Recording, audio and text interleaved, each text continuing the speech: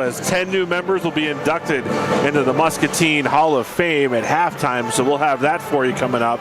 A great class all over the decades, but what matters most to a lot of the folks in the gym tonight are these North Scott Lancers head coach Seamus Buddy and his crew coming to town. These two teams faced off on January 7th, and it was a 72-44 rout by the Lancers up at the pit.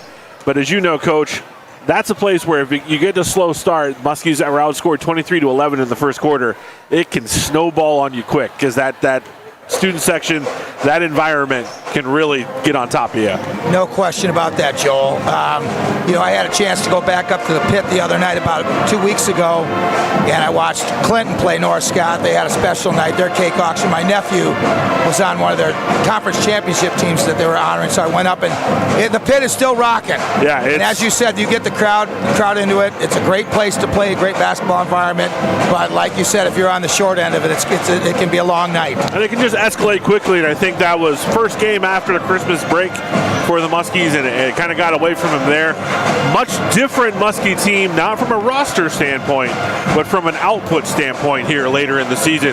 Things are starting to click a little bit for the Muskies. Absolutely. And Joel, as we talked before the show started here, we're getting close to the end of the season, and we're getting close to tournament time. Yeah. So this is the time of the season where you want to start peaking as a basketball team. And, like you said, Muscatine kids have improved. They continue to play awfully hard. They've been in some games, and just if you come up on the short end at times. So, you just got to keep playing, and the postseason's that second season. Everybody's 0-0 going into the second season. Yep. And anything can happen. I mean, it's happened time and time before where teams have been upset in that first round. So, you come in and we're the 6th seed, playing Burlington the 3rd seed, but I like our matchup. And, you 6th seed, you play loose. You have nothing to lose. Everything to win and nothing to lose. Really nothing to lose here tonight. The North Scott Lancers come in 9-9 on the season, 7-8 in conference. The Muskies, 1 victory over Clinton, 1-16 on the season, 1-14 in the conference, but led Central DeWitt by 2 at halftime just the other night on Friday night. And this Lancer team, it's not the Seamus Buddy teams that we've seen in past years. And that's no knock on this group. That's more of a statement of what elite caliber Coach Buddy had over the last 7-8 years. This team a little bit more team-oriented, not one dominant scorer. They're going to score points by moving the ball around the offense. I think you hit it on the head when you say no one dominant scorer or no one key player. They don't have that star. There was 1 or 2 real big stars, and it's more by committee, as you said. They do have a really nice sophomore, Kavon Phillips, left-handed kid, about 6'3", and I did like what I saw out of him 2 weeks ago when I watched that game. He's very long, he's rangy, very crafty, around the basket. So he's a very nice up-and-coming player. So I said, maybe he's that guy that's going to be their next superstar. Yeah, no starter averaging in double figures. 5 players, though, averaging between 8 and 10 points. So you see the starting 5, they all can have their night. The last time these two teams played, it was Phillips who went for 19. Right, and there's a lot of balance, like you said, and there's the 2 Kilberg boys. They've had a ton of Kilbergs that have gone through this program, and they're great kids, good shooters. Like you said, both of them average about 9 points a game, so they're always a tough matchup, and they're strong physical kids, and they play super hard. And one thing that you also get when you get a North Scott team is you get Seamus. And Seamus is one of the best X and O coaches in the entire state, not just our conference. And it was always fun. It's always fun seeing what he's designed. You coached against him as a player, and you've coached against him as a coach as well. Yes. And just a tremendous point guard for Bettendorf, and now one of the top coaches in our state. No question. And he's a fiery coach. I really like watching him on the side. He really gets into the game. He's very intense. And, he really, and he gets into the game. He has told me this gym is a place he loves to come in and win. He had a couple rough moments as a student here, and he remembers it. This is a place that was a little bit of a house of horrors for him when he was a player, playing against some of those great Brandon Welsh-led teams for the Muskies, and now as a coach, he's got a pretty good record here, but the Muskies looking for the upset tonight. Yeah, Coach Welsh and he are really good friends. They're really close. They played a lot of AAU basketball together and got to know each other real well, and they're still very close. Tonight I'm surprised. He and his staff are going casual. He's one of the better dressed coaches in the league. I love watching. He's got great attire, and but they're going casual tonight, so we won't see the tie loosen or the coat come off. Is going casual. I think it is. Coach K was casual last night in that Clemson game for Duke. As they announced the non-starters, this is the Muscatine Power and Water pregame show. We're getting ready for our Bear of Muscatine starting lineups. So we're going to turn it over to Roger Bates, our PA announcer, when the starting lineups get rolling, which it looks like is right now. 5'10" junior, number 2, Drew Kilberg. 5'11" senior, number 4, Oliver Hughes. A 6' sophomore, number 20, Kyler Girardi. A 6'3" sophomore, number 30, Kavon Phillips. And a 6'10" junior, number 50, Caden Dewey. North Scott is coached by Seamus Buddy, assistant coaches Dan Marceau, Matt Porter, Andrew Dobick, and Stefan Ness. Starters for Muscatine, a 6'3" senior, number 1, Braden Hufford. A 6'3" junior, number 10, Sam Emmert. A 6'1" senior, number 11, Dante Lee. 6'5" freshman, number 15, Luke Wieskamp. A 5'8" senior, number 30, Miles Melendez.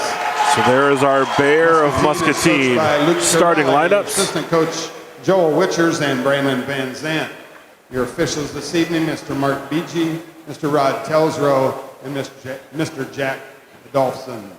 Now all please rise. Gentlemen, please remove your hats as we honor America with the singing of the national anthem by John Jones and Kendi Jones Summers.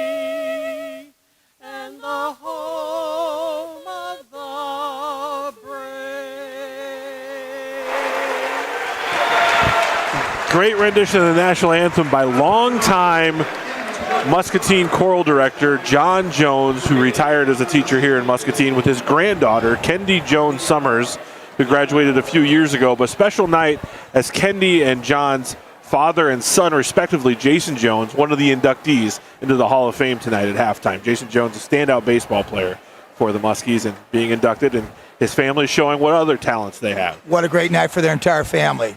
So exciting. That was a great touch to the evening as we prepare to tip off this Mississippi Athletic Conference battle between the Muscatine Muskies and the North Scott Lancers. You know, Joe, we talked about head coach Seamus, buddy. I had the opportunity to run into his parents on the way in up to the booth up here, and they're great people. I've known them for a long time, and they're here at the game. They go to every game. I see them at every home or away game for Seamus, and they support them. There's three boys, yes. Seamus, Trampus, and Jevin, outstanding They were all athletes. Outstanding players. Oh, tremendous. I was so glad when the last buddy got done playing because I didn't want to see any more of them. They were just so fantastic. As the Bulldogs, or excuse me, the Lancers, get the opening tip, missed the layup, though. Looked like we kind of forgot which side we were defending there. Kyler Girardi, a little too open. You know, that happens, doesn't it? You know, I mean, sometimes you make the tough one and you can't make the easy one. Yes. Miles Melendez will inbound for the Muskies. Pass is deflected out of bounds. It'll stay here with Muscatine. Boy, we had it there. We just couldn't quite fit the pass through. Norse got recovered quickly. One constant for this Muskie team all season long has been very well executed under the basket out of bounds plays as Melendez gets it into Hufford, who will reset this offense. Such active hands from the Kilberg boys. We'll see them on defense all night. That was Drew who got the deflection. The thing that's impressive about them, Joel, they're so physical. Yes. I mean, they're tough and physical, gritty players, and can shoot the ball, too. Sam Emmert for three for the Muskies from First National Bank of Muscatine. That's a piece of the puzzle that while Sam played the first time, he was just coming off the injury and getting his legs under him. And that's been one of the real assets we've seen the Muskies have the last few games. Well, you touched on it too, Joe. We had a poor start at North Scott. Well, we're off to a good start tonight, so maybe we'll see different results. As the Lancers work it around. You want to upset somebody, you got to get off to a good start, like you said. And that's going to be a foul called on Hufford as Kyler Girardi was trying to get a drive to the lane. That's one of those unfortunate, it's a foul. But if it happens in like a football, that's a no call. They just say your feet just got tangled. It wasn't hands, it was their feet getting tied up. But again, it was a foul, right call. I'm just an unlucky call, as they say in soccer. Correct.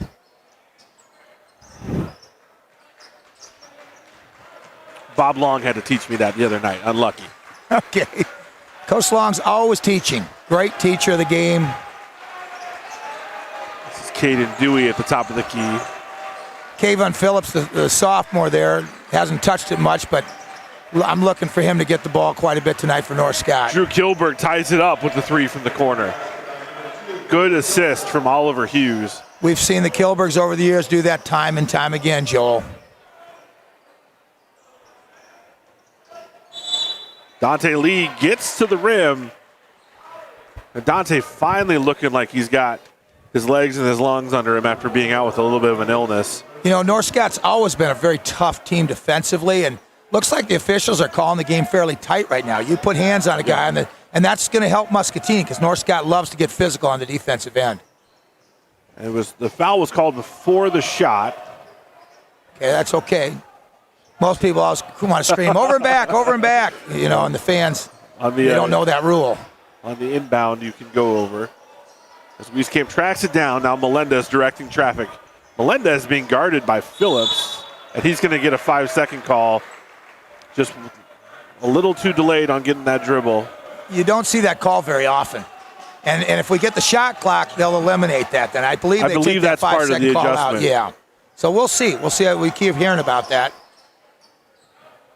There's Phillips. Kilberg again felt good about it, but Dewey gets the offensive board. Dewey just had nice inside position on that last missed shot.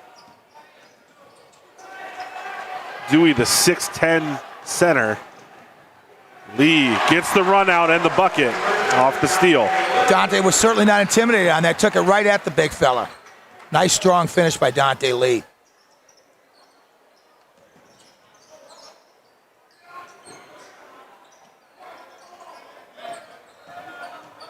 Girardi, this is to Kilberg, Drew Kilberg. They're going to call a foul on Lee. Again, it kind of looks like the game's going to be called fairly close. Put hands on people, they're calling it.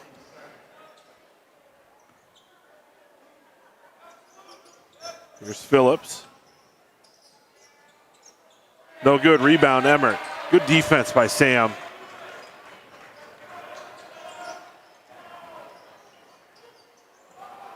Turnover. The Muskies will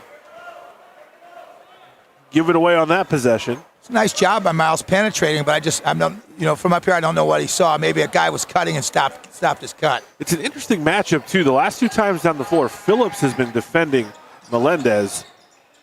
He's got a lot of range, yeah.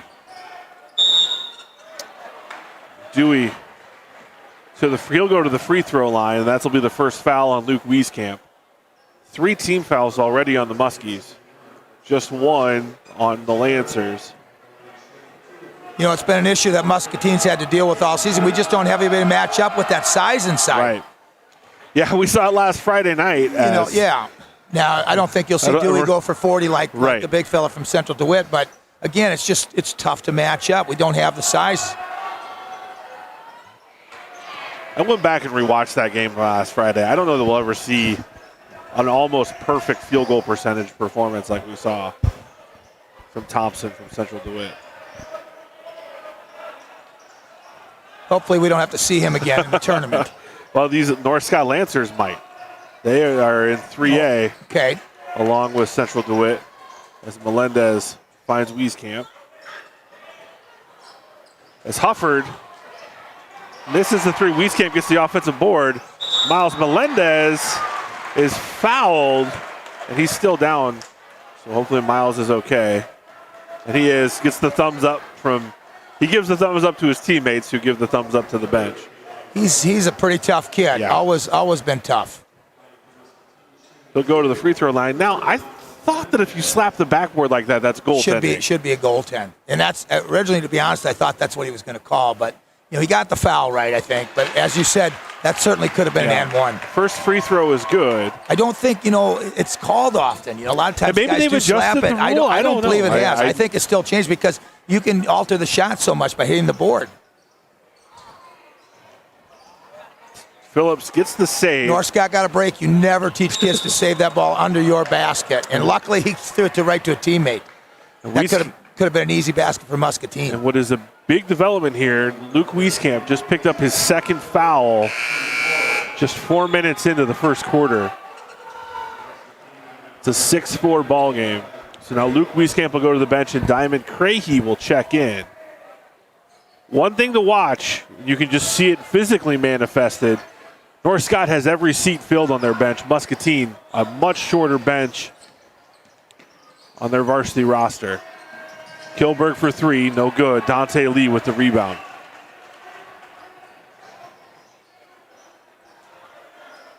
Crahy inside to Emmert.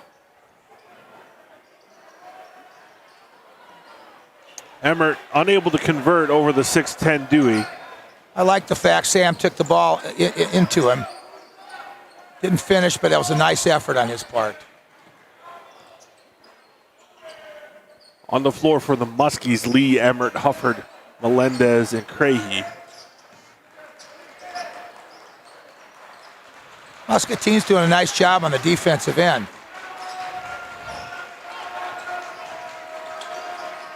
Deflection on the pick and roll. Crahy, active hands.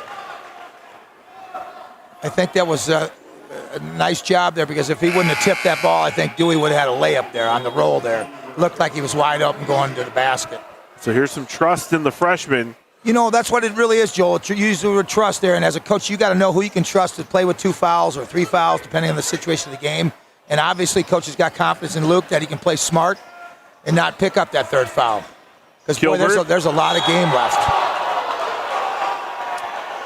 Dante got the ball, but they're calling it with his legs.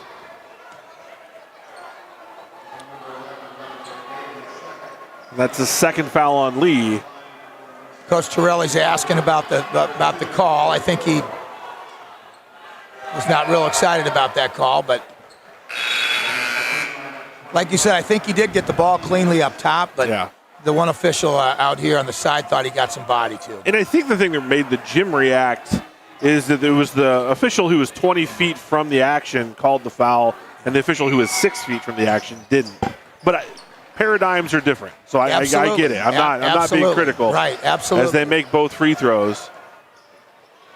Jaime Martinez has checked in after being out with an injury.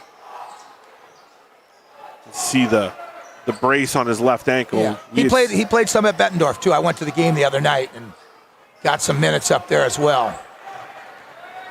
Wieskamp misses the jumper. Muscatine still leads 6-5.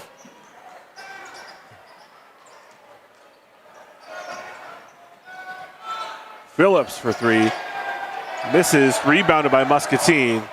And now the run out to Jaime Martinez. 2 good looks there from the Muskies. Crahy battles for the offensive board.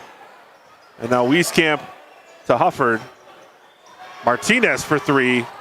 No good. Rebound, Crahy. Hufford three. Big bucket on the third offensive possession of that half. First National Bank of Muscatine three. Great offensive rebounding there. What's the old saying, Joel? If at first you don't succeed, keep shooting. Try again. That's right. Hey, great job by Muscatine getting after on the offensive glass. And just like that, Oliver Hughes knocks a three down and ties it up.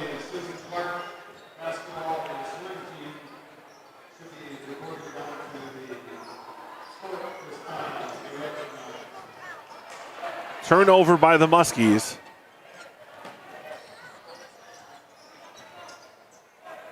Girardi back to Kilberg. Diamond's back to having the battle of big fella inside.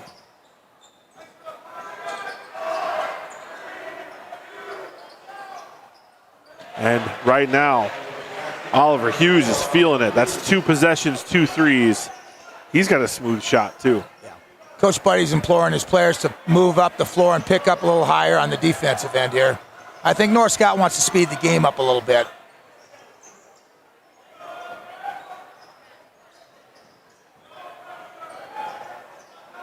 Martinez tries to back down Hughes. Over to Melendez.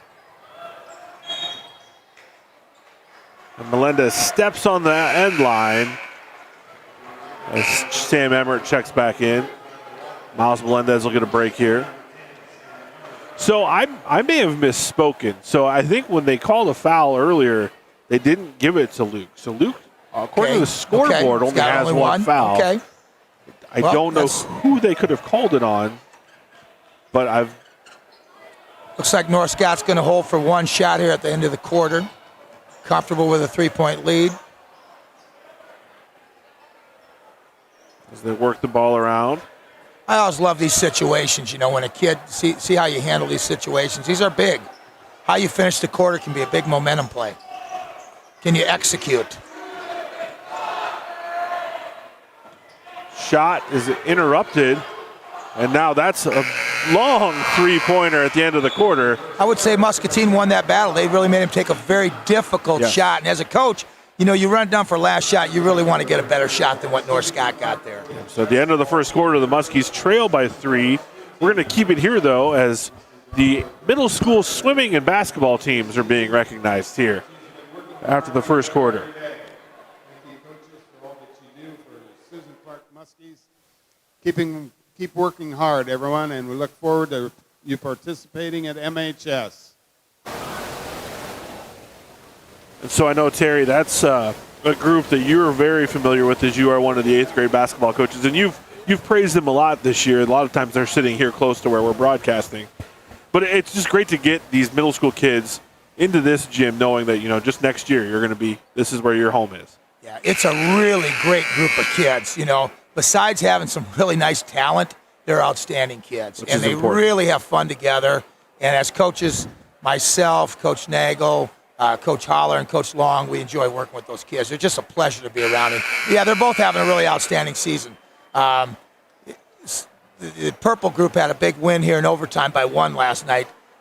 Cal hit a half-court shot to put it into overtime. Oh, wow. Coach Long's got it on the security cam. They got it off the security footage. That's great. And he's posted that on, I don't know, Facebook or the page or whatever. So I'm sure some people get to see that. As we begin the second quarter, the Muskies trail by 3. Also, they recognized the middle school swim team, a new program in the last 2 or 3 years that has begun, and that's another huge value to our community. Nice little clear out for Braden. Hufford got to the rim, but just couldn't quite finish. We've had a few layups, Joel, that we'd love to have back because those add up. You know, we've missed 2 or 3 layups, and you got to convert those. It's kind of like walks in baseball. Yes, Eventually you got to get out of your own way. Yes. You know, Muscatine's got to feel good, though, Joel. They had a good first quarter. They're playing well. They're playing hard. They're right in the game.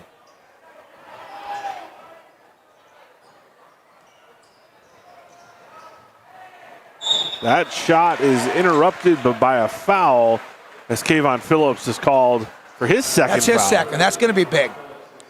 3rd team foul on the Lancers, but that will send Jaime Martinez to the free throw line. Riots and Rebels Salon and Let's Eat Catering, bringing you Muskie basketball all season long. Looks like Phillips is coming out of the game, Joel, with his second foul there. Martinez misses the free throw as Dewey checks back in for the Lancers.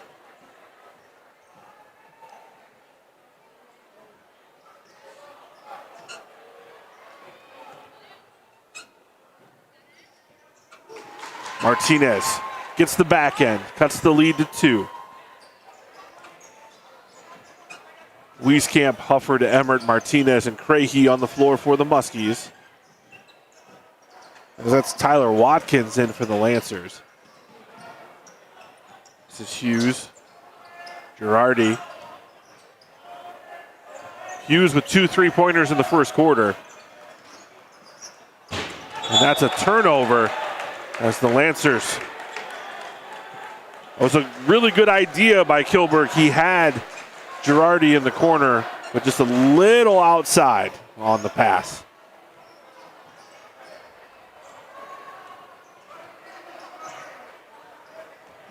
Hufford.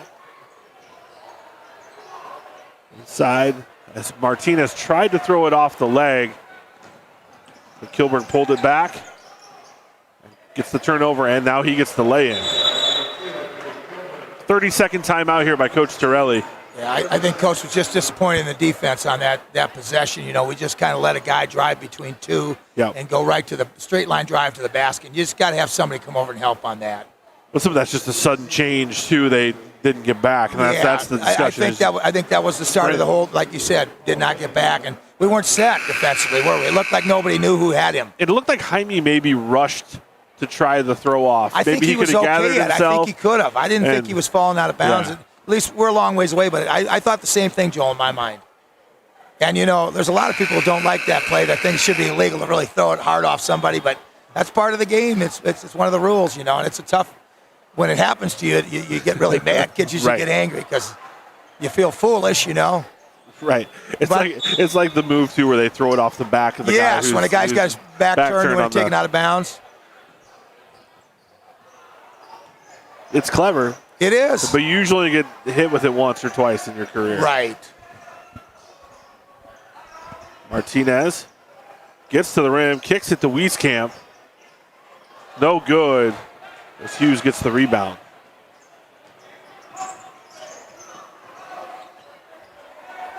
Diamond's battling Dewey inside very well. 3-pointer by Watkins.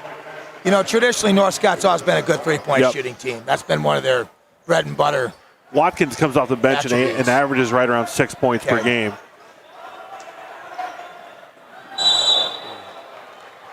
And that's going to be a foul on Martinez. Hy-Vee's down.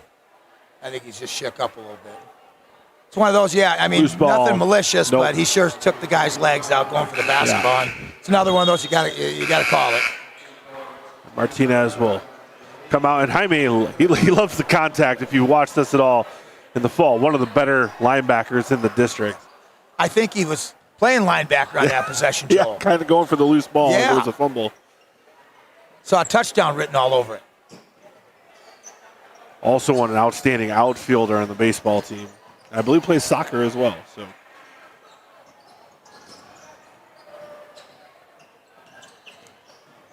as Dante Lee back into the game, gets a steal.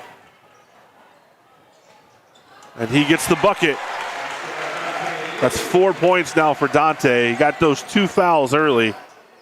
So he's got to be smart, too, now with 5:30 to go in the second quarter. The next team foul on Muscatine will put North Scott in the 1-1 bonus. North Scott with just 3 team fouls.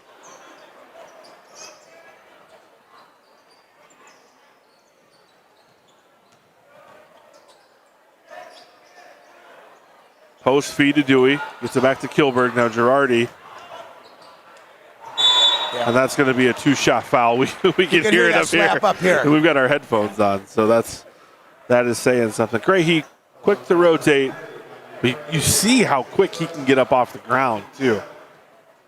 North Scott did a nice job of, getting the ball inside that last possession, kicking it out the perimeter, and then we were kind of scrambling, and they did a good job rotating the basketball. And then the kid saw the Red Sea part, and he got to the basket.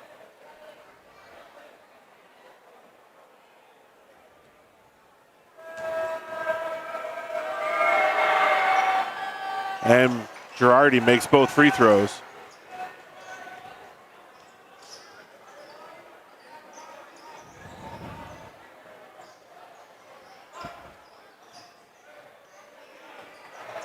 Arty doing a nice job defensively there on Dante. Yeah, Dante's awful quick with the basketball, so if you can keep him in front of you, you're doing a heck of a job. Melendez gets into trouble, finds Emmert. Emmert hit that three to begin the game. Really hasn't gotten a clean look since. Yeah, he's been pretty quiet since then.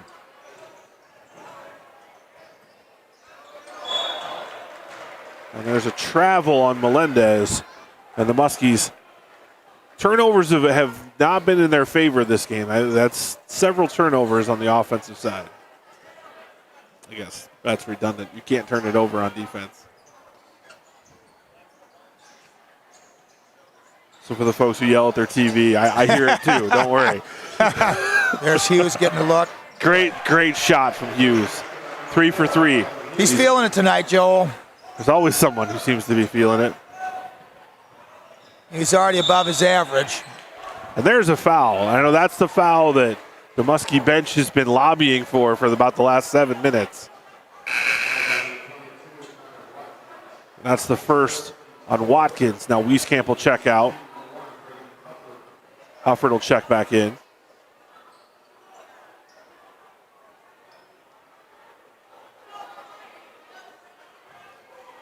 It's a critical possession, Joel. We're down 10. We want to see if we can keep this under 10 for the half. 4 minutes to go in the first half. Got to cut into this a little bit.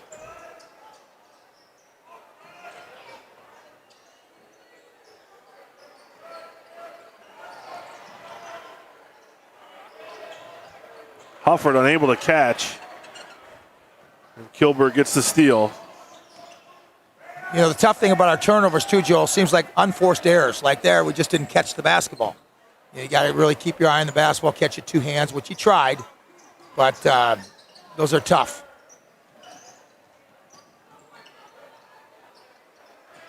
Shot by Hughes, no good. Rebound Melendez. Emmert with the drive.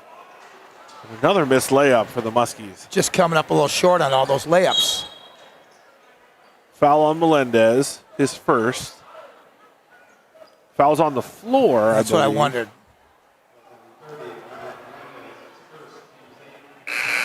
So it'll be a 1-and-1 free throw opportunity.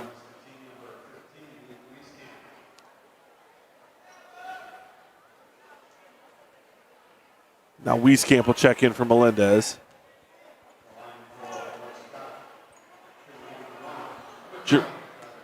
Girardi goes to the free throw line. This kid's really a solid defender. As you pointed out, I've been impressed with his defense. Very good free throw shooter, too. He's 3 for 3 from the line.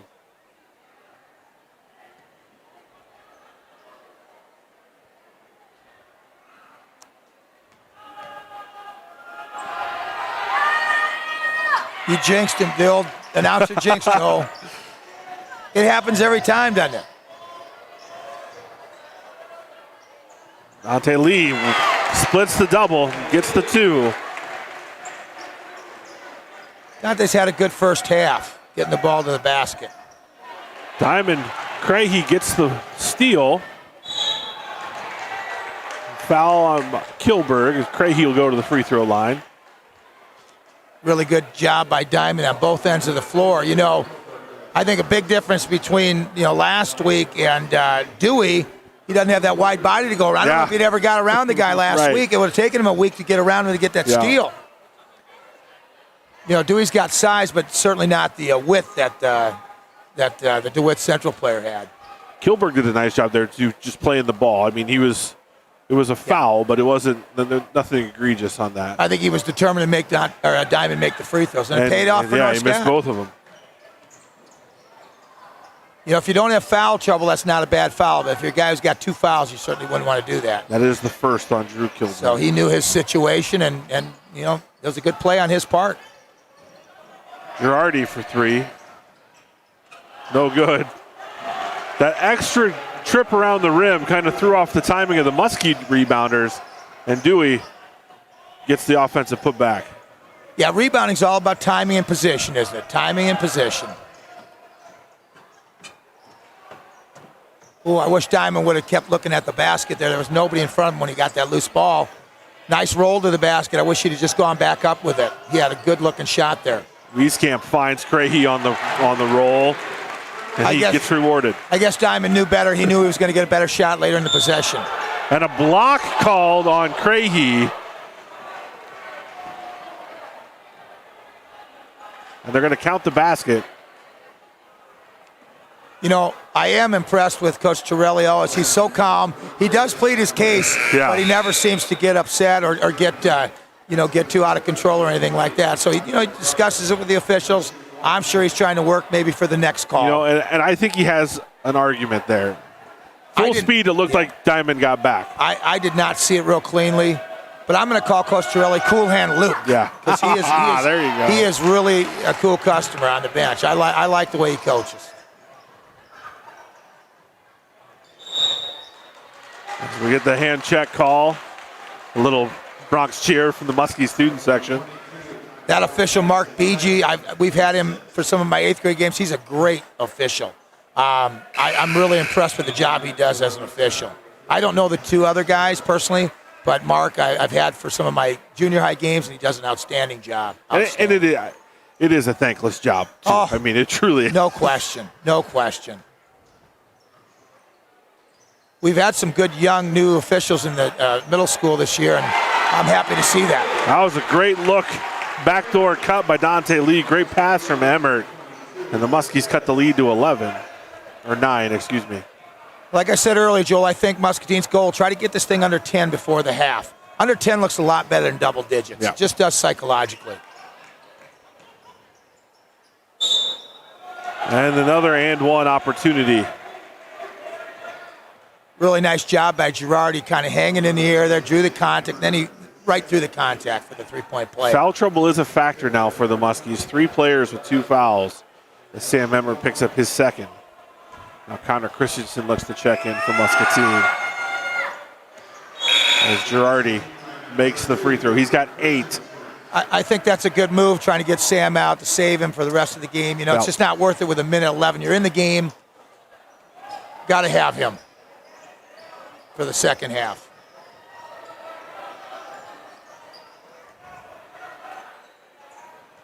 Hufford on the wing.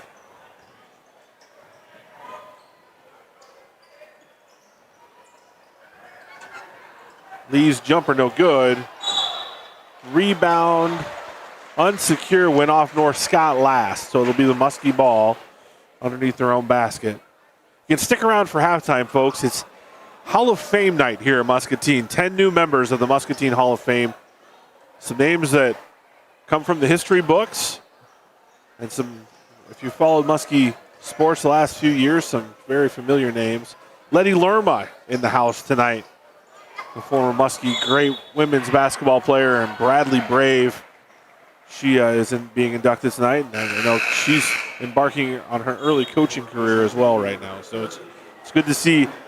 You can tell it means a lot because people putting their regular lives on hold to come home and be honored, and that's Absolutely. great to see. It's a great honor not only for those people being inducted, but for their families. Yes, absolutely. Really special night for them. And Letty has a younger sister who's on the girls team in the girls program right now, a sophomore, Isabel. She's a really nice player. I had her in middle school too, and I really liked her. She's got a lot of fire, and she really gets after it. So I think she's going to have a couple good years for the Muskie. 10 seconds left in the half. This is Girardi. Fadeaway, and he hits the teardrop. A few seconds to go here. Muskie's good if it goes. Falls short. And North Scott takes a 12-point lead going into halftime. We'll be back with more Muskie sports after a short 30-second break as we prepare for Hall of Fame night. Affordable Metal Manufacturing provides cut-to-length rolled metal panels for commercial, residential, and agricultural roofing. Yeah. We take They pride extended in that lead with delivering Phillips on the products bench. with a short lead time, normally 3 days or less. Our panels are cut to the nearest eighth of an inch for greater efficiency and less waste. Affordable Metal can even roll your panels on site. Call today for a free quote and let us become your preferred supplier. Affordable Metal Manufacturing. Our business is rolling. Introducing Hy-Vee Plus. Get a Hy-Vee Plus premium membership for just $99 a year and get fuel savings every time you shop. Plus, our Red Line hotline. Plus, free online delivery and free express pickup. Plus, a personal online shopper. Plus, exclusive offers every month. Right now, get 20% off floral, party trays, and DSW at Hy-Vee. Plus, a free bouquet. With Hy-Vee Plus, our plus really does equal more. Sign up today. We are looking for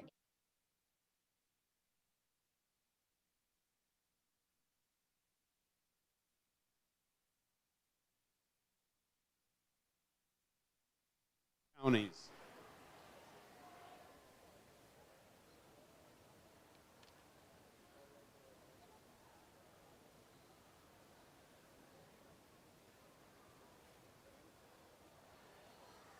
Good evening, ladies and gentlemen. Tonight we'd like to honor our 2022 inductees into the Muscatine Athletic Hall of Fame.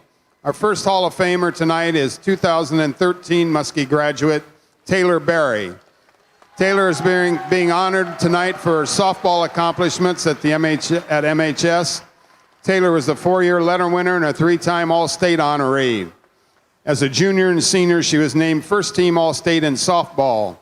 Taylor played 4 years at the University of Wisconsin, where she was a 2-time NFCA Scholar Athlete and a 3-time academic All-Big Ten selection. Ladies and gentlemen, Muskie Hall of Famer Taylor Berry.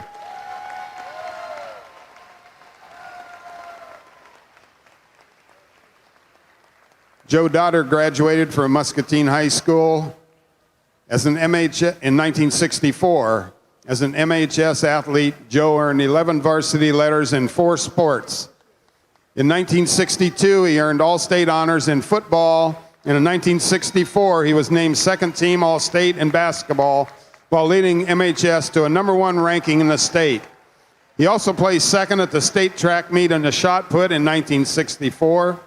Joe earned 2 varsity letters in baseball, and he left the team his senior year to sign a minor league contract with the Boston Red Sox. Joe advanced to AAA professional baseball while playing 7 years in the minor leagues with the Red Sox, Mets, and Dodgers. Ladies and gentlemen, one of Muscatine's greatest all-around athletes and Muskie Hall of Famer, Joe Dodder. When Bobby Dugan graduated from MHS in 1997, he owned a career wrestling record of 94-29. He was a 2-time state place winner at the state wrestling tournament, having placed 4th in 1996 at 103 pounds and 2nd in 1997 at 103 pounds. During the 1996-97 year, Bobby had a record of 40-2, which broke the previous single-season record of 33 wins. Ladies and gentlemen, Muskie Hall of Famer Bobby Dugan.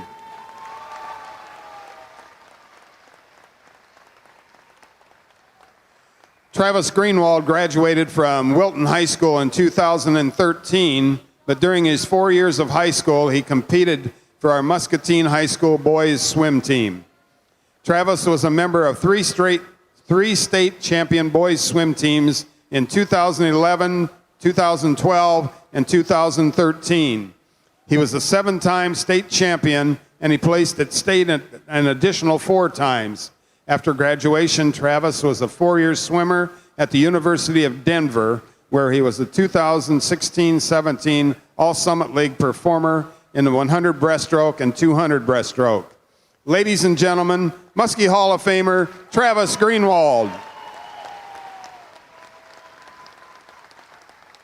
Steve Hindle graduated from Muscatine High School in 1965. During his 4 years at MHS, Steve played varsity baseball for 3 years. In 1963, as a sophomore, Steve had a 1.02 ERA, and 128 strikeouts. Both of those marks stand as the 5th best single-season records for MHS baseball. From 1963 to 65, Steve's career varsity pitching record was 23-8, which is the 6th best total for career wins. After high school, he was drafted by the St. Louis Cardinals, but an injured arm cost him his chance to make it in the minors and major leagues. Ladies and gentlemen, Muskie Hall of Famer Steve Hindle. Jason Jones was a 1984 Muscatine graduate who had an outstanding baseball career for the Muskies. Jason was named second team All-Conference in 1982 and 83, and first team All-Conference in 1984. He also was named second team All-Conference in football in 1983. During the 1984 baseball season, Jason was named first team All-State while slugging 11 home runs and batting .474. Both numbers are the third best single season totals for the Muskies. He was also named the Senior All-Star Series MVP in 1984. Jason played baseball at the University of Iowa for 4 years and was a two-time letter winner. Ladies and gentlemen, Muskie Hall of Famer Jason Jones. Joanna Kendrick graduated from Muscatine High School in 1983. An all-around athlete, Joanna earned 11 varsity letters with 3 each in track, basketball, and softball, and 1 each in cross-country and volleyball. She was a co-captain of the 82-83 girls basketball team and a member of the 1982 state softball qualifying team. But it was on the track where she really made her mark. Joanna won back-to-back 100-meter dash championships at the Drake Relays, and her 1983 4x100-meter relay team won the state championship and was the 1983 Drake Relays champion.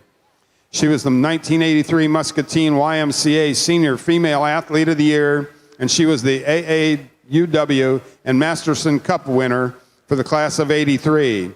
She earned a track scholarship to Northeast Missouri State, where she ran track and graduated with her degree. She earned a master's degree from Howard University, and during time in the Army, she and her husband lived in 13 installations in the U.S. and Germany. Now retired and living in Texas with her husband of 32 years, Colonel J. Luke Pittman, Muscatine Hall of Famer Joanna Kendrick Pittman. Joanna was unable to be here this evening, accepting on her behalf is 2018 Muskie grad Brittany Lloyd. Being introduced into the MHS Athletic Hall of Fame tonight for her accomplishments in basketball and softball is 2014 graduate Letty Lerma. While at MHS, Letty was a 2-time Mississippi Athletic Conference Player of the Year and a 3-time All-State selection. Letty earned first-team All-State honors as a junior and a senior, and she helped lead MHS to state her senior year. In softball, Letty was a 4-year letter winner and a 3-time All-State selection, earning third-team honor as a sophomore, junior, and senior. Her senior year, she earned Muscatine Community Y Senior Female Athlete of the Year Award and the Homer Weiss Senior Award. Upon graduation, Letty played basketball for 4 years at Bradley University. In 2016 and 17, she was a first-team All-MVC selection, and she finished her career as the school's all-time leading rebounder. Now coaching at Bradley University, ladies and gentlemen, Muskie Hall of Famer Letty Lerma. John Phillips graduated from MHS in 2008. He lettered in basketball and won the Paul Hansen Award as a senior. During his football career, John was a 2-time All-State quarterback, earning first-team honors in 2007. In 2006 and 2007, John was the first-team All-Conference quarterback, and he won the MHS Roach MVP Award and Fiesler Best Teammate Award. At the conclusion of his career, John held 9 school records. 7 of these still exist. John also set MAC conference records in passing yards for a season and passing completions in a season. Ladies and gentlemen, Muskie Hall of Famer John Phillips. A 2005 graduate and class valedictorian, Katie Shahade played 4 years of soccer, basketball, and volleyball, and 2 years of softball. A 2-time first-team all-conference soccer forward, Katie was also named second-team All-State in 2005. In 2005, she helped lead our girls soccer team to its first state tournament appearance by scoring 2 goals, including 1 in double overtime. She also was the Muscatine Y Senior Female Athlete of the Year. Katie received a Doctor of Pharmacy degree from Drake University and now lives in Denver as an infectious disease clinical pharmacist at Denver Health Medical Center. Ladies and gentlemen, Muskie Hall of Famer Katie Shahade. Our first Hall of Fame coach tonight is former Muskie head coach Bob Leach. Coach Leach served as the head baseball coach from 1981 to 99 and from 2010 to 2014. As a head coach, Bob had a 681, 445 career record. He led the Muskies to a state tournament, 3 state tournaments, including a runner-up finish in 1986 and a semifinal appearance in 1990 and 98. He led the Muskies to the 2018 MAC Conference title, which was MHS' first conference baseball title since 1979. He coached 26 All-State players and twice served as the Large School East head coach for the Iowa High School Baseball Coaches Association Senior All-Star Series. Not able to be with us here tonight, he is being represented by his daughter and granddaughters. Please welcome Muskie Hall of Famer Bob Leach. Our final Hall of Famer tonight is Coach Denny Shurer. As a head softball coach, Coach Shurer coached 4 seasons at Lake City and 26 seasons at Muscatine. His career coaching record was 1,052 and 251, including 1,020 and 2011 at Muscatine. His teams won 14 Mississippi Athletic Conference titles and made 12 state tournament trips, which included winning the 1989 and 2000 state championships. He was a 14-time MAC Coach of the Year and 12-time Iowa Coaches Association Southeast District Coach of the Year. During his 26 years with the Muskies, he coached 78 All-State softball players. In 2005, Character Counts named him as Coach of the Year, and in 2011, he was elected National Softball Coach of the Year by the National High School Coaches Association. Ladies and gentlemen, Muskie Hall of Famer Denny Shurer.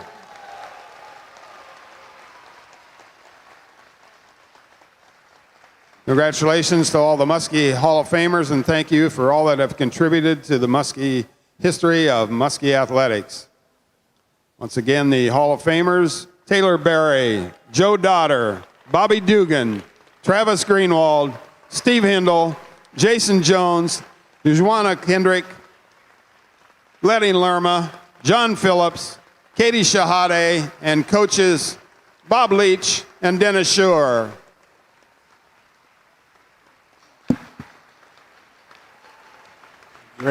Great class of Hall of Famers here at Muscatine High School. This is the 2022 class. 10 members being inducted into the Hall of Fame over a wide variety of sports, and 2 coaches, Bob Leach and Denny Shurer. A special night here in Muscatine whenever you get to the Hall of Fame level. And, you know, Bobby Dugan, the class of 1997 wrestler. I watched Bobby wrestle a lot. He was in my brother's class. I was a freshman that year. And I have now sitting with me the Muskie head wrestling coach, Scott Mock. And Scott, you guys have your districts up at North Scott tomorrow. And, you know, it's some of these people predate you, but you have some former players and students that were inducted tonight into the Hall of Fame. Always special to recognize the history of our school. And as a matter of fact, Bobby Dugan's son, Callan, is actually a wrestler for us right now. I forgot that he had a kid in the room now. Yeah, we're excited with him. You know, here's the other thing about Bobby, and I'll say this. 4-year starter at 103 pounds. Now, and I don't say that lightly. Like, I remember him having to cut weight. I worked with him at Western Drug. Yeah. Like, it was work to stay at that 103 pounds and it says a lot about the discipline. That weight doesn't even exist anymore. No, now it's 106. One of the funny things is that, Callan has been able to get his dad into the room a little bit and just kind of interact with us a little bit more. But our 106-pounder, Connor Eads, struggles to make 100 pounds. As a matter of fact, the team cheers for him every day. It's the minimum weight. He's got to level up. Anytime he hits that 100, that triple digits, we're all pretty excited. Yeah, it's exciting tomorrow. You head up to districts. Yep. Guys trying to punch their tickets to state. Had a little bit of some time off here after the MAC meet. Had some guys banged up, didn't go in the MAC meet. Yeah. Are we looking to have some guys healthy and ready to go tomorrow? I hope so. We sat Jet Fridley. Yeah. It was a conversation. He tweaked his back pretty good at Iowa City High in that duel. And all week he just kind of tried to work his way through it, and we just kind of came to the decision, let's sit you for conference to get you ready for the big one that we really need. So we rested him. I think he's ready to go. He's not quite 100%, but he's getting close. I don't know if anybody's 100% this time of the year. No one is 100% healthy. Yeah, especially in the MAC where you just beat on each other, it seems like, all the time. But he'll be ready to go. Mason Crabtree's ready to go. Caden Fisher's been nursing some injuries. Who are some of our higher seeds going into the tournament? So Evan Frank, they haven't released the seeds. That'll be done tomorrow morning. Okay. But Evan Frankie will probably be seeded number 1 right now. I would imagine Jet and Mason Crabtree will probably get 2, maybe 3 seeds.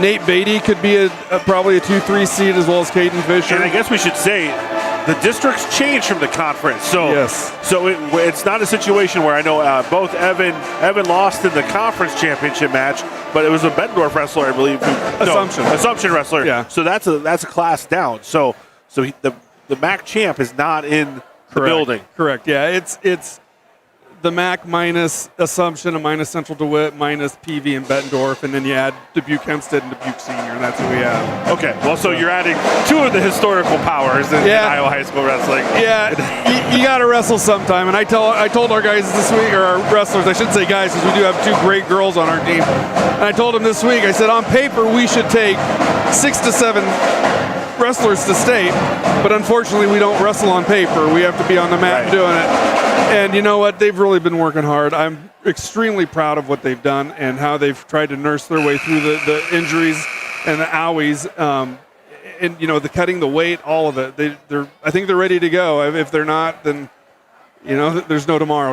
And I think the thing is with wrestling is you got to earn it, and sometimes those special stories, they might come from your team tomorrow. Yeah, you never know.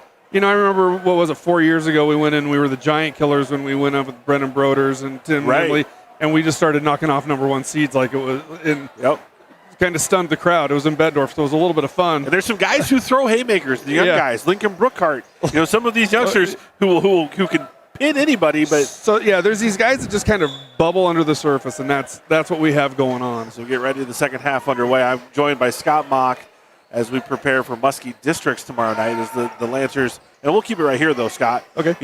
What are some things that you've been really happy with this season? I've been really happy with their buying. I would say I'm an extension of what Coach Kane was the last 5 years. Really learned a lot from him when he was here, and then just keeping that going with Coach Haggerty, Coach Leitner, and Coach Crumley, and Coach Leopard. So what we've done is what I'm happy with is that they buy into the system. One of our big philosophies is if we're going to get beat, we're going to get beat because the person's a better wrestler, not because they're in better shape. So we work a lot on our cardio. We do a lot of things a little out of the ordinary. We do yoga every Wednesday. These guys really enjoy stuff like that. And then Braden Hufford gets a big 3-pointer there for the Muskies to start the second half.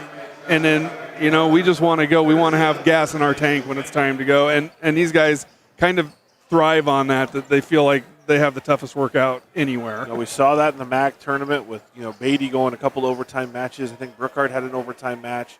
We were able to cover that whole tournament, and we're looking forward to seeing the results tomorrow. So best of luck tomorrow. Thanks, Joel. Again, head coach Scott Mock, first-year head coach, longtime assistant. Yes. Welcome to the booth, and appreciate you. Thanks, Scott. Yeah, no problem, Joel. Thank you. As the Muskies trying to get their way back into this, the foul's called before the shot. And Terry tags back in. Tell you, Muscatine did a nice job on the first defensive possession. I think North Scott was really trying to go to the sophomore, Kavon Phillips. They really tried to get the ball to him, and we made him take a difficult shot, and then we had a nice possession on the offensive end. Hit a big three by Braden Hufford. Phillips gets the steal on the inbound. As they get called for the offensive foul, and Phillips will pick up his third. Great call, I thought. Our guy was set, and he just kind of put his shoulder down. He really wanted to get to the basket, but great defense by Muscatine. Sometimes young kids, they get those early fouls in the first half. They have foul trouble, and then it just carries over the second half. The game is so much more mental than people realize, Joel. I mean, and this is how you find out some of the younger kids. It takes a while for them to get used to these kinds of situations. But you got to play through that. North Scott extended the lead though with Phillips on the bench in the first half. Yes, so good point. He has no points tonight.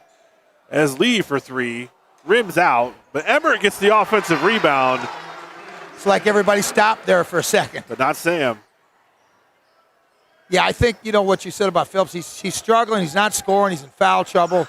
And I think those things together really sometimes weigh on a younger player. And then you press a little bit. And I think he was doing that on the charge that he got called for. Pick and roll. Dewey finds the shooter in the corner. No good. Rebound Melendez. Get it under 10 here, Joel. Got a chance. Melendez crosses Girardi over and then shuffles the pups and a little travel.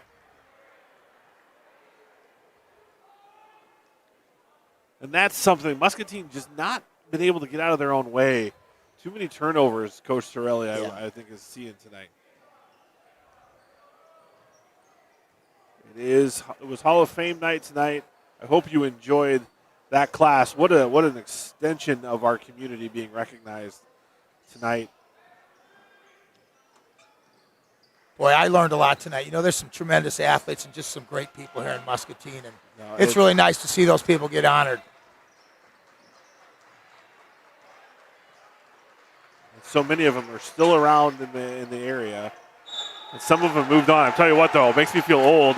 I had the first player I coached inducted into the Hall of Fame tonight, John Phillips. I was a defensive line coach his junior year here at Muscatine, and he's going into the Hall of Fame. And then Katie Shahade lived 2 houses down from me growing up and was like in 4th grade when I went to college. So it's just like she's just this little kid in the neighborhood who now is a pharmacist in Denver. So I'm not getting any younger. It's neat when you know the people too. You feel a little more of a connection to them. And as Dante Lee with a huge steal there, and Sam Emmert wanted the foul, didn't get the bucket. Boy, that's a tough swing, Joel. Yes. 2 we didn't get and 2 they got. That's a 4-point swing. Yeah. And that really makes a big difference. Oh, and Hufford wasn't looking for the ball as Girardi gets the steal. And Kilberg going to get called for the travel, much to the chagrin of Coach Buddy. Yeah, talking about the Hall of Fame night again, you brought up John Phillips. John's a great kid.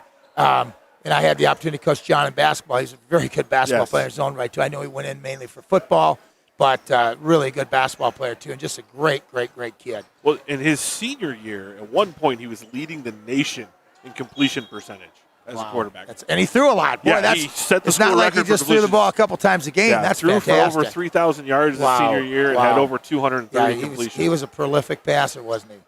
And Travis Greenwald, who went in as a swimmer to the Muskie Hall of Fame, I actually coached him in football at Wilton. Wilton doesn't have a swimming program, so their swimmers come to Muscatine to swim. And he was a juggernaut of a swimmer. That's great that they afford that opportunity to those kids that don't have a swim program. Yep. And what better program to come to than Coach Judd Anderson's Muscatine swim program? There's a guy you talk about coaches, holy buckets. Well, and he'd be in the Hall of Fame, but he hasn't retired. He hasn't retired yet, no. I don't know if he ever will, Coach. Only swim coach in the history of the high school. Yeah. Coach, I don't know if he ever will. He's an institution, tremendous guy, tremendous coach. My daughter was able to swim for him, and I'm so thankful that she had the opportunity to be in his program and be under his tutelage. She really enjoyed swimming. Hughes for 3, no good. That's his first 3-point miss of the night. It's Emmert. Are they calling that he stepped out of bounds, or they called the foul? Okay, they called the foul. Like a little bump. He did not step out of bounds. No. Yeah, I think just a little bump with the body, Joel. So 3 team fouls to start off this second half for You the know- Lancers. And I feel like they're calling it the same way they called the first Yeah. half. The officials have been very consistent. Wieskamp gets a look for three. No good. I think the closeout from the 6'10 Dewey affected him. And missed dunk by Dewey, and Hufford gets the rebound. I don't know if he just took off a little bit too far from the basket, but that's a big miss for Muscatine. Gives us a chance to cut into this lead. 13-point lead here for the Lancers is Emmert. Emmert defended by Dewey. Emmert gets it to Melendez. Both teams going with their initial starting five. Actually, no. Watkins has checked in. They're going to call an offensive foul. They've been pretty consistent with the charge call as well, Joel. You know, we've actually had a good start again. We've cut into this lead. We were down 14 and a half. We're down 13. But, you know, we got to try to get this under 10. That's our goal here at the quarter. And that's one that, you know, you watch every other level of basketball. You've got that little half circle to no-fly zone. That's not a charge at any other level. But still at the NFHS rules, that is no, it doesn't exist. So Exactly. for those of us who watch a lot of basketball, we may think, well, how is that a charge? The zones are not the same at the high school level. Exactly. Dante Lee did a nice job in that defensive possession, did a great job pressuring the ball, and he was really the cause of that turnover. The North Scott kid, you know, just threw an errant pass out of bounds, but it was really caused by his pressure. Also, we mentioned some of the other Hall of Famers. Taylor Berry was such an outstanding softball player, an athlete here in Muscatine. And comes from a highly athletic family. Her two cousins are Caleb and Seth Kaufman, who are outstanding football players for Wilton and Wisconsin Platteville. Also, Luke and Dustin Phelps, cousins as well. So she's in that whole a well-rounded family of athletes that have come through this Muscatine County area. And Taylor, one of the better ones. Outstanding career at the University of Wisconsin as a softball player. As Crahey misses that first free throw. Coach Buddy's over there pleading his case. He probably felt he had to get word in edgewise too. But Monday was the primary caucuses in Iowa, so both coaches maybe just boning up on their political skills. Motivated. I respect officials who'll come over and talk to you as long as you're being respectful. And some officials just won't even talk to you. But it looks like these guys tonight, we'll listen to the coaches. They're not going to change their call, but at least they're willing to listen and talk to you. And you feel better at the end of the conversation a little bit at least. A timeout called by North Scott. Coach Buddy gets the timeout as he was risking a 5-second call. So that's a 30-second call. And you mentioned that, this just like a marriage, just like a relationship, the coach-official relationship, it all relies on communication. Some guys will come in, both coaches and officials, and they'll look for that confrontation. And I think sometimes if you just approach it of, tell me what you saw, and exactly, and you can tell them what you saw as a coach, and most officials, they'll give you an explanation, and if you're not satisfied, they'll say, Coach, I'll watch it, or I'll take a closer look at it next time, or. Even some of the officials, they'll tell you, "Hey, Coach, I may have missed it." Yeah, which doesn't make you feel good as a coach. And then but what do you say? You really can't argue anymore if the guy's saying, "Coach, I may have missed it. I'm sorry if I did." And they're human too, and so are we. And this has been a very well officiated. It has been. It has been. I agree. And I always tell kids, I don't coach a perfect game. Officials don't referee a perfect game, and you don't play a perfect game. Nobody does. So we just have to, like you said, communicate. Live with it and do our job. I am a swimming official, and we get to say, you disqualified yourself. I didn't do it. I just saw there you what go. You did. You put it on the swimmer. I like that. Well, a lot of times I'll tell kids too, even if they didn't foul, I said, you gave the official a reason to blow the whistle, not to blow because you reached. You can coach offensive line, Coach. Is that That's okay? It. Okay. No, you gave them a reason to call it. If you're good at your job, they won't know that you're holding. Sam Emmert gets that bucket. Okay, got her to 10, Joel. See if we can cut into it even more here before the third quarter's out. Got a minute 4 to go. That was a nice back cut and a nice pass. Speaking of nice cut, boy, great take by Girardi. It just hurts you. Really, what you need to cut into leads is you got to get those stops, and we when we have a great offensive possession, it seems like we give up an easy one at the other end. Girardi's been really impressive as he gets a steal there and a foul on Craigie. Girardi's been the offensive catalyst. I mean, he's had the ball in his hands a lot for North Scott. He's hit a couple jumpers. He had a really nice fadeaway jumper at the end of the half. At the half, that was big. And he's making his free throws. And as we indicated in first, they've played great defense.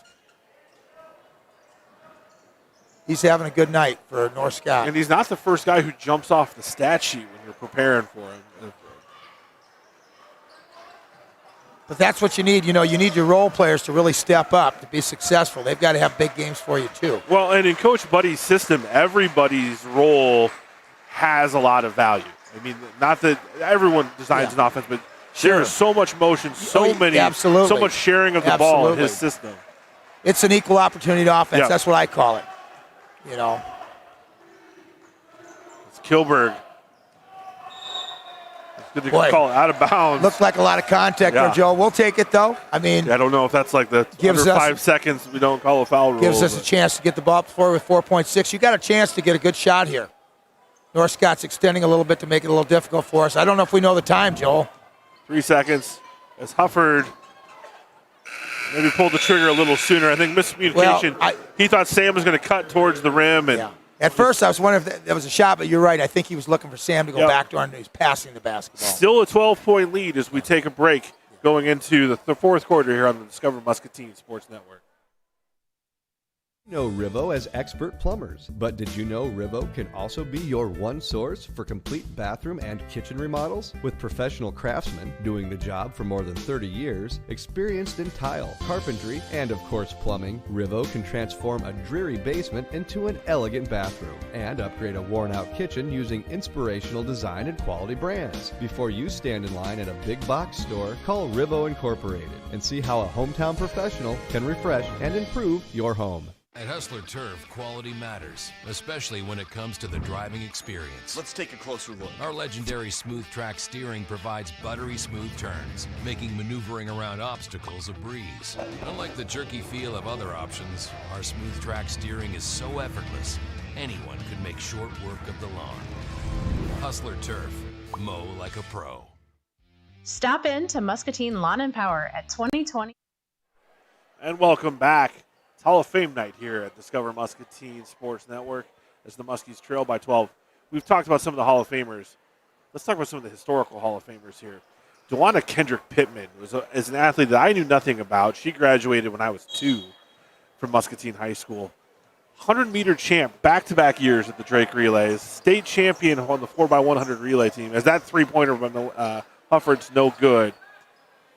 Just such an impressive resume. But then to see her work after, gets her master's, is in the Army. She and her husband, are longtime civil servants in the armed forces. Just a tremendous person, and it's a great example of, a lot of times these great athletes are pretty dadgum good students. Yes. And they're pretty good at whatever they decide to do after sports. It sometimes goes hand in hand, doesn't it, Joel? And that's an interesting point. They're a lot of times our top leaders, Yes.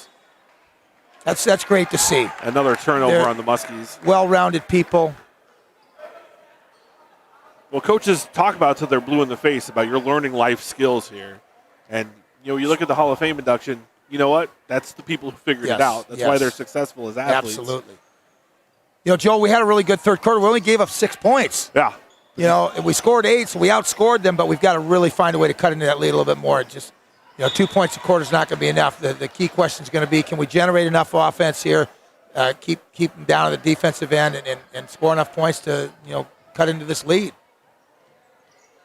That ever popular advanced metrics plus minus these days. Phillips is back in the game for North Scott, Joel, but he continues to have a bad night. That was an errant pass on his part. I think the foul trouble, and he's not scoring. And we've made him take some difficult shots when he has caught the ball. For the young fella, I think it's been a tough night for him, and it's kind of snowballing. Sometimes you can get derailed, and as Hufford steps out of bounds.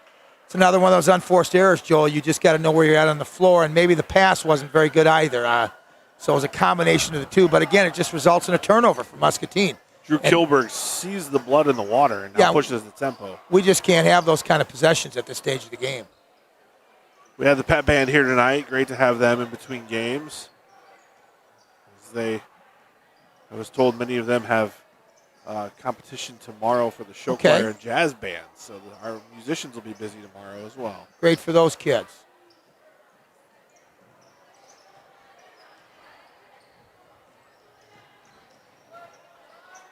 Phillips, strong move. He's going to get to the free throw line. You know, and sometimes getting to the free throw line and maybe getting a couple freebies kind of gets you going a little bit. That's what they usually tell good shooters or good scorers. You know, see if you can get to the free throw line and kind of get your game going, get your confidence back, and we'll see if that happens here for Kayvon Phillips. Now that's the third time this half, though. He's backed the guy down to on the right side, his left side of the block, and then spun hard. Now, is that something you're the help side defender? Do you start to cheat that early and maybe you can get there early and draw the offensive foul? Absolutely. You know, you try to look for tendencies in players, as you just pointed out, and I think there's no question that he's pretty much done that every time he's backed the guy down. There he just missed 2 free throws again. I think, again, the mental side of the game tonight's gotten the best of him, and I'm sure, you know, he'll improve as he gets older, and this will be a learning experience for him. But he's really a nice-looking player, and I was impressed with him, like I say, in the game I saw earlier this season. Crahy gets the offensive board, gets his rebound, unable to get the putback. And now a run out. Hughes gets it to Phillips. They're going to get the foul on the floor. You know, Luke Wieskamp has had a hard time getting it going offensively tonight as Hasn't got a lot of opportunities, has he, to shoot the ball tonight. Muskie's leading scorer at 10.5 points per game. And, boy, we've just come up short around the basket all night tonight. You know, we've had some really good opportunities, and, you know, I think we'd have a whole different game if we could convert on a few of those. Phillips unable to get that one to drop. Wieskamp gets the rebound. His struggles continue, Joel. Zach Johnson has checked into the game for the Lancers. Here's Hughes with the steal. Finger roll good. Boy, you got to hand it to Hughes on that. We had a great back cut from Sam Emmert there, and that would have been a layup, but he read that play, came off his man, and stole it and went for the layup. Really a good defensive play on his part. Smart. Dante Lee, who had 8 points early, has been kind of quiet here in the second half. Finds Wieskamp in the corner. No good. Rebound Phillips. They got a run out here, Joel. I'm a little worried. Got numbers. And Girardi slows it down, resets. And now Kilberg. I think they're content to be a little patient here with a 14-point lead. Phillips is going to get fouled before the shot. He does average 8 a game, and I think he's scoreless, isn't he, Joel, tonight? He is. Scoreless so far. Emmert picks up his 3rd foul.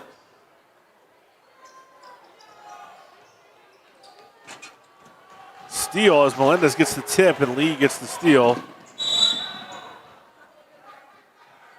And the foul as Dante Lee will go to the free throw line. And then Dante just picked up a technical foul.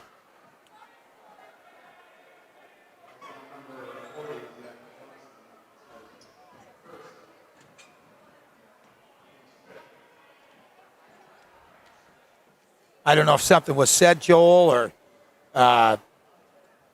you know, it was a pretty hard foul, but, I mean, it wasn't overly hard. Yeah. And I think the kid was making a play on the ball. Do you think the technical was on Dante? It was, and so I saw it. Okay. Miles Melendez came over to like give him kind of a 5 and whatever, and he was frustrated. He kind of swiped Miles' hands away. Okay. Now, one of the North Scott players was in the vicinity, and I think that my opinion, again, Joel's opinion, it was a misunderstanding. The official thought he was swiping at the North Scott player and not at his teammate. Okay. Nevertheless, it was an aggressive hand swiping. Yeah. You can't do it. Yeah. Whether it's to your own teammate or to someone else, you're going to draw attention. And Well, you know, I think- official felt that it was egregious, and he missed both free throws, and now North Scott's going to go to the free throw line and get the ball. Unfortunately, sometimes, you know, you compound things, you know, and you know, he was frustrated, as you said there. I think he had a nice little breakaway toward the basket, and then I think he was frustrated. He was fouled pretty hard and didn't get the opportunity. And then course, the technical comes. Now you're frustrated with that. And it's a personal foul, too. And then you miss 2 free throws, So that it just Donnie's going to have to shake it off and see if he can come back in this last 4:47 and help the Muskies get back in the game. Again, we talk about the mental side of the game, Joel. Yeah. It's really a difficult part for some kids, and it gets the best of us at one time or another. I'll never forget the one unsportsmanlike conduct penalty I got as a high school football player. And I'll never forget the chewing from Mark Gasson I got after I got it, too. Coach Gasson, I believe it. Love Coach Gasson. Where's Coach Gasson at? He's in the Davenport Assumption. Okay. And he's working in the Quad Cities. His son's actually a junior for the Knights. He's a wrestler who will be after it next weekend, or this weekend in wrestling. Well, we're back to 13, Joel. We had a nice steal there and scored at the other end. I got called for a holding, and I didn't think I did it. Okay. And the flag came out, and I yelled at the sideline, they're going to call me for holding, but I don't think I did anything. That's what I said, and that was enough for the official to flag me. I'm sure, as my mom would say, that I had a little bit of attitude in my voice. Well, to be honest, if that's what you said, some of the stuff that's said today, that's not too egregious, Joel, but I know the official, and I probably had said a few things earlier in the game, too, knowing myself. Well, you learned it, right? We all learned from it, and it was you 25 years ago, and I still remember like it was yesterday. Exactly. Those things you don't forget. Still plenty of time left in this game, Joel, especially if we can get a good possession here. Good look from Wieskamp, unable to finish, though.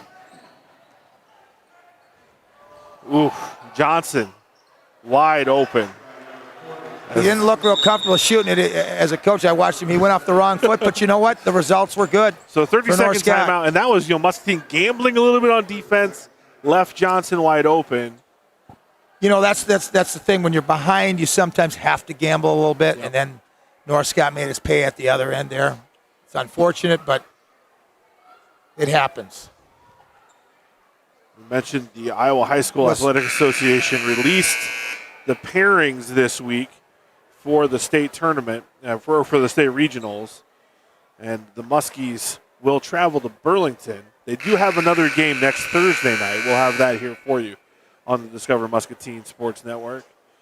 But as I'm pulling that bracket up here soon. Now I want to know, back to your unsportsmanlike, how did Coach Teal feel about that? Did Coach Teal? He let Coach Gasson handle it. Okay. The more important question is, how did my mom feel? Oh, you know what? Sometimes we disappoint our parents more than anything. That hurts more than anything, doesn't it? Yeah, yep. We never want to make mom feel bad, that's for sure. I was the same way with my mother, too. And I'll tell you, my parents were always, hey, the officials were right and the coaches were right. You just play the game. Yep, absolutely. And I love that advice. Thanks, Mom and Dad. You mentioned officials as Muscatine tries to get their offense. One of the baseball umpires I remember as a child was Steve Hindle, who was just inducted into the Muscatine Hall of Fame. And I think I would have not viewed his strike zone as negatively as I may have as a pitcher had I known what he was as a player. Holy cow, 1.02 career ERA as a pitcher for the Muskies. And was a great athlete. And it's funny, you see these guys, and you see them, they're still in the town, and his son Nick was a year older than me. Okay. And so you play against them, and they're the Little League coaches and umpires, and you don't think that, man, maybe this guy was an absolute stud. And that's one of those situations where you don't realize it. Yeah. Talking about his stats, boy, if you got a hit off him, you really earned it. My God, that's phenomenal to have that kind of ERA.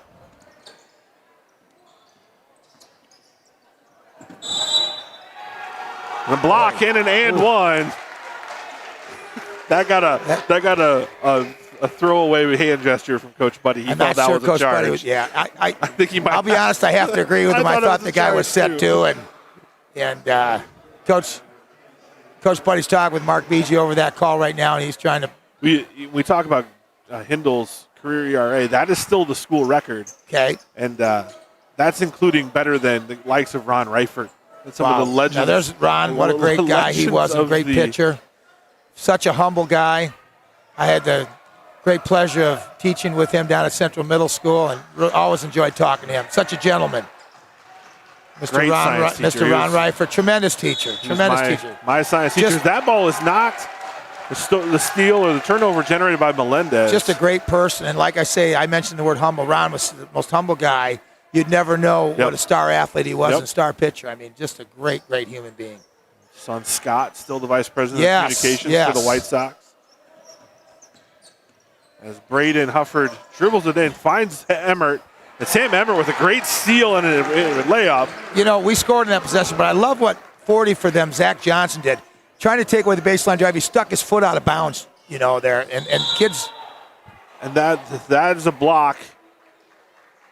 Now the score, okay, they fixed the score. They've given the 2 points to North Scott, so it is still an 11-point lead. But the point I was trying to make, Joel, most kids don't understand, as a defender, you can stick your foot out of bounds to try to take that baseline drive away. And the Johnson kid did that on the last drive and really, cut our guy off. And that's a great defensive play. Now, we scored on the possession, but I thought it was a nice heady play on his part. Block called on Sam Emmert, his 4th foul. So now Dante Lee and Sam Emmert both with 4 fouls as the lead comes back to 12. Phillips finally got on the board, made that second free throw, Joel. It's been a tough night for him. Tough night. And that block called on Johnson is Dante Lee. Dodges a bullet. He missed the layup, though, so it'll just be a 2-shot opportunity. Both teams really aggressively trying to take the charges. They're recognizing the foul situation. That would have been the 4th foul on Phillips if that had been a charge. That would have been the 5th foul on Lee if that had been a charge. Well, the good thing for Muscatine in these situations is, we're getting the clock stopped. Yes. And we can score with the clock stopped and set our defense. Both teams are in the 1-1 bonus with 18 fouls. Dante's missed his last 3. Last 4. Doggone it. Went for the reverse jinx. Talk about the miss, hoping it would go down. Yeah. I'm picking up what you're putting down there, Coach. Okay. I'm glad you did. And that's going to be the 5th foul on Sam Emmert, which is unfortunate for the Muskies. He's been their leading scorer tonight. Oh, they called on Luke. The Stars are I'm with going us, to stop trying to predict. Okay. The thing about that last play, we've done such a nice job on Phillips all night, just standing our ground and walling up. And there we left our feet and tried to block his shot. He's long, and, I don't think you're going to block many of his shots, so you just got to wall up on him and make him take a difficult shot. The lefty makes this free throw. Maybe that was a veteran move by Luke, too. Just kind of raising his hand, like, yeah, my bad, I got him. Influencing the call. You know what? If so, great play by Luke then. Very smart. Lee gets the rebound. Emmert with a shot fake. And he gets to the rim. Now timeout Muscatine. It's going to be a full timeout. We'll take this timeout with them. We'll be back with more Muskie basketball. At First National Bank, we strive to provide the best customer service both in person and online. Our mobile wallet offers you great features within our mobile app. Card controls, alerts, digital receipts. Mobile wallet is a free feature in our mobile app. Check it out today. Getting meals to go from Hy-Vee is even easier with the new Hy-Vee Mealtime to Go website and curbside pickup. Just order online at Hy-Vee.com/mealtime. Feed your family for less and order Hy-Vee Mealtime to Go today. Affordable Metal Manufacturing provides cut-to-length rolled metal panels for commercial, residential, and agricultural roofing. We take pride in delivering our products with a short lead time, normally 3 days or less. Our panels are cut to the nearest 1/8 of an inch for greater efficiency and less waste. Affordable Metal can even roll your panels on site. Call today for a free quote and let us become your preferred supplier. Affordable Metal Manufacturing. Our business is rolling. And welcome back to Muscatine High School. 11-point lead is North Scott. Leads Muscatine 45-34. 2:05 to go. Muscatine trying to claw their way back into this game. I believe this is our closest we've been, Joel, in the second half. Yeah, 11. I think they haven't been able to get it past this mark. As Phillips looking to bring it up the floor. I think North Scott's going to be very content to run some clock here. Well, unless you can get that three-pointer. I spoke too soon, Joel. Oliver Hughes has the green light all night. That's 17 points. Big three from the corner. That was a dagger, Joel. Hufford misses. Rebound North Scott.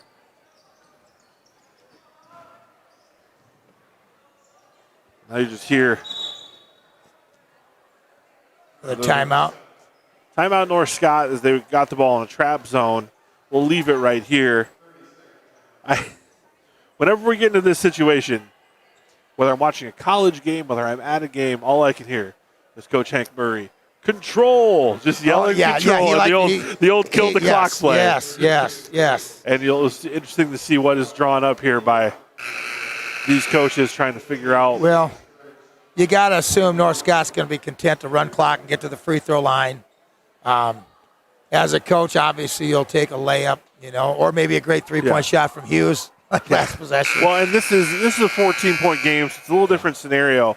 It'll be really interesting to see how coaches evolve next year in tight ball games late in the game when you have the shot clock, where many of these coaches have never coached in an environment where they've had to account for that. There'll be a learning curve for coaches, players, everybody, fans. We're all going to have to learn a little bit on that. I think it'll be exciting for the game if they do it.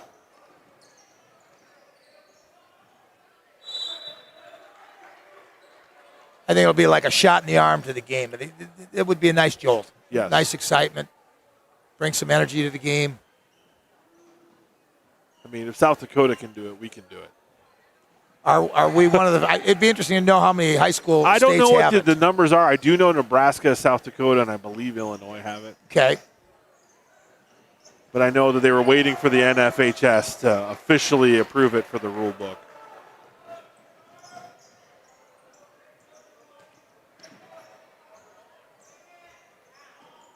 As Dante Lee misses the three. North Scott's got a lot of subs into the game here, it looks like. Yes, this is Sam Skerrick bringing it up. It's going to be out of bounds on the Muskies.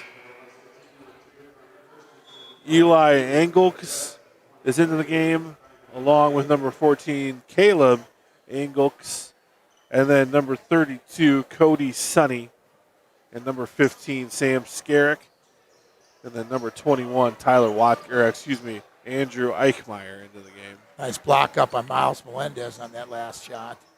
Christensen into the game now, along with Caleb Bettis. As Hufford takes a three, no good. As Skerrick will bring it up the floor. There's a three-pointer for Andrew Eichmeyer. We've talked about it before, Joe. It's always exciting as a coach to see guys come at the end of the game off the bench like that and hit a shot like that. I mean, really nice to see those kids have success. Bettis has his shot blocked. And that will be the end of the game as the Lancers defeat the Muskies 51-34.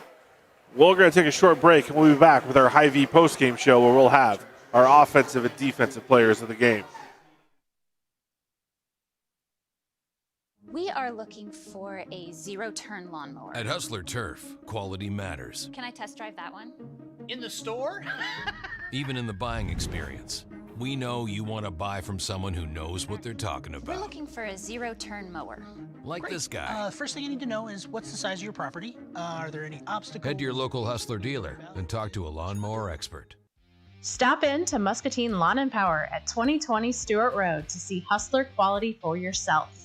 You know Rivo as expert plumbers, but did you know Rivo can also be your one source for complete bathroom and kitchen remodels? With professional craftsmen doing the job for more than 30 years, experienced in tile, carpentry, and of course plumbing, Rivo can transform a dreary basement into an elegant bathroom and upgrade a worn-out kitchen using inspirational design and quality brands. Before you stand in line at a big box store, call Rivo Incorporated and see how a hometown professional can refresh and improve your home. At Hustler Turf, quality matters, especially when it comes to the driving experience. Let's take a closer look. Our legendary Smooth Track steering provides buttery smooth turns, making maneuvering around obstacles a breeze. Unlike the jerky feel of other options, our Smooth Track steering is so effortless, anyone could make short work of the lawn. Hustler Turf, mow like a pro. Stop in to Maybe the Hall of And Fame. welcome back to the Discover Muscatine Hall of Fame night as the Muskies fall to the Lancers 51-34. Just a tough sledding here for the Muskies, unable to get it really going, especially at the beginning of the second half. their offense just couldn't get the Pistons firing. Yeah, you look up at the scoreboard, and 34, you're just not going to win a lot of games only scoring 34. So somehow we just got to generate some offense. I mean, that's easier said than done. And you look at the layups we missed, though, Joe. We've talked about that this isn't the first game. You've just got to convert some of those opportunities that you get during the game. And, I could easily say there's probably 10 points, on the missed layups. Yes. Easily, if not probably more. Yeah. Probably double that. Yeah, and that's the difference in the game. Yes, when you look at it, a lot of times that's what it is. The numbers don't lie. Yeah, There's a reason that everybody switches to the giving analytics. up 51, that's not bad. I mean, and we had a good third quarter. We only gave up 6. Last time these two teams played, it was 72-44. Exactly, like I say. So we just don't have the offensive firepower right now. So, we just got to find a way to generate some offense. But our Affordable Metal Manufacturing Offensive Player of the Game, we did have one who kind of stood out, and that's Sam Emmert. He had 13 points for the Muskies. The junior led the way. Was really the bright spot on offense. Absolutely. Yeah, Sam did some nice things out there. He moves without the basketball well, and that's kind of a tough thing for any kid at any level. Everybody knows kind of what to do with the basketball, but what do I do when I don't have the basketball? Right. Do I screen? Do I cut? What kind of screen do I do? But Sam does a nice job moving, back cutting, and we found him several times, and they were some big baskets for us. And on defense, there were some defensive positives. Is the Eastern Iowa Power Washers Defensive Player of the Game. Dante Lee. I really love Joel Dante's ball pressure. He did a nice job creating some turnovers for us. He didn't necessarily have to even get the steal. He caused some errant passes because of that pressure. And, he's got great quickness. And when he utilizes that at both ends of the floor, he's very effective. He did a really nice job shutting down some of the offensive weapons at the guard position. Drew Kilberg. He had a tough task. Girardi really came on strong for the Lancers. When Dante switched over to him, we didn't say his name as much, but then it was just Oliver Hughes. He just stepped in and made some huge shots for the Lancers. Coach Seamus Buddy and his team, just too much for the Muskies tonight, but we'll be back at it again next Thursday, as we'll have more Muskie basketball here on the Discover Muscatine Sports Network. It was still a great night. 10 fantastic alumni and coaches going into the Hall of Fame. We didn't even get a chance to mention Bob Leach, one of the greatest baseball coaches in the state of Iowa.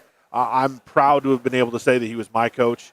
And then also, arguably the best softball coach that this state has ever seen, Denny Shurer. I was just going to say we'd be remiss if we didn't mention Coach Shurer. What a great guy he is and tremendous coach. And, we both have a lot of connections to these people. And, what I love about you, Joel, is I can just see the pride you have in saying that was my coach, absolutely. Coach Leach. And 100%. I love that you're old school and you have a lot of respect for your coaches. You still, you're an older guy right now, but you still talk. It's coach. Well, it's always coach. And I feel that way about all my coaches that I've ever played for. And I had my dad was a great coach as well. He coached us in youth baseball and football. But I'm coaching youth baseball right now with one of my high school teammates, Ray Sotelo. And we were at practice last night, and it's like the stuff we are talking about is the stuff we heard Bob Leach and Nick Zumzani, some of our coaches who are Hall of Famers in multiple rights. And that is how communities like an Eldridge. And one of my other coaching mentors is Steve Ryan, who is he just went into the North Scott Hall of Fame 2 years ago. He's the head football coach at Morningside College. His dad, Deke Ryan, is who the Deke Ryan relays are named after at North Scott. So coaches matter, and we saw two of the best coaches to ever do it, not just in Muscatine, but in the state of Iowa, go into the Hall of Fame tonight. Coaches do matter. I love that saying, Joel, and they do. They're just, such great role models. We throw that word out there sometimes, but I revered every coach I ever played for. I really do, and I still do. And I can't find myself to call them by their first name because they're coach. No, absolutely. I don't care if they're 80 years old or I'm going to always call them coach because they're my coach. Yes. And I love them, and they meant so much to me. And whether they got on us or not, I always knew they loved us and they wanted the best for us. And that's hard to convince kids today sometimes that you have their best interest at heart. Well, and you see Letty Lerma, one of the great Muskie athletes, going into the Hall of Fame. Final part of her blurb is she's in her first year as an assistant at Bradley University, her alma mater, embarking on her coaching career. So coaches matter. Coaches make a difference. Some of these athletes, they're probably coaching in their real lives, in their other lives, whether it's as a manager in their career or even just as a parent. You can learn so much. Absolutely. And it was a great night to celebrate these folks. Absolutely. And Coach Mock, whose wrestlers go at it tomorrow, he mentioned Bobby Dugan, the one who's going in. He's been in the room because his son's on the wrestling team.